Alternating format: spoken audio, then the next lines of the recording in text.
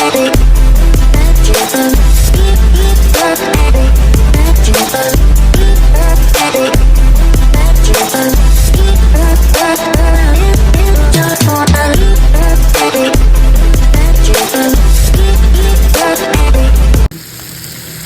lang, nandito ako ngayon sa labas. Mag-weld ako ng rib eye. Yan. Ito ay labas. Ito ako sa may garage.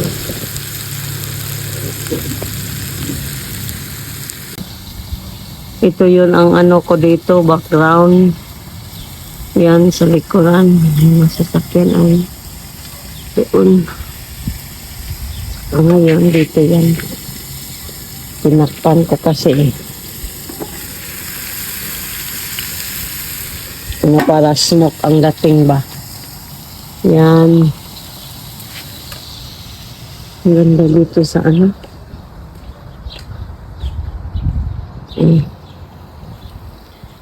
Wala kasi akong pasok ngayon. Yan ang garage. Doon yung ano ko. Doon ang sasakyan. Isa ay nakapark. Hala! Oh, may ano sa chipmunk. May ano yan siya, tail. Yan ay naputol siguro yan. Doon. Doon yung ano ko ay barbecue.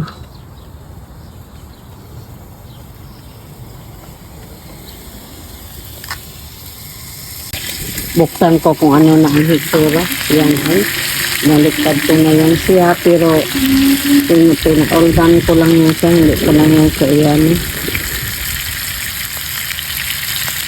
Yung parang may blood sa siyang konti ba. Takpan ko naman ulit para snack in the thing. Yan. Doon ay doon, hindi masyadong init ngayon, parang kulimlim pero alang-alangiing. Ano ba yan sa atin? Alangiing. Yeah. Tapos nito, ano ko yung sausage.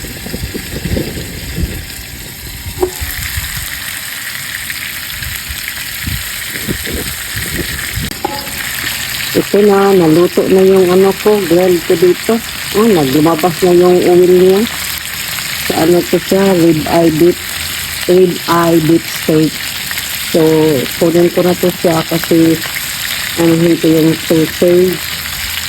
Yung sausage naman ang inahin ko. Ituin ko.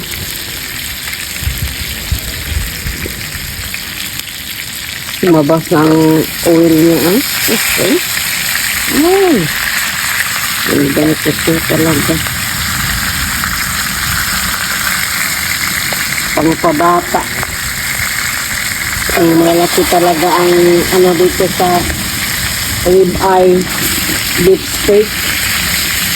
Ang malalaki ang cut.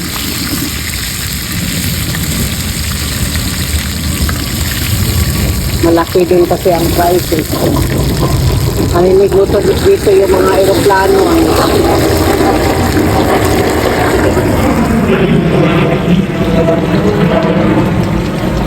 Ano?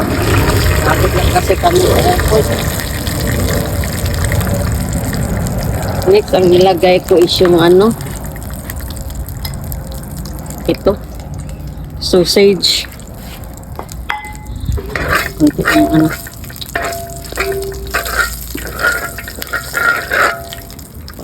Ano na siya.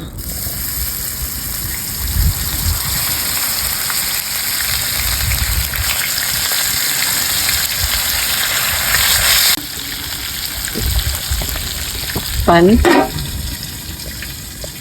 Yan.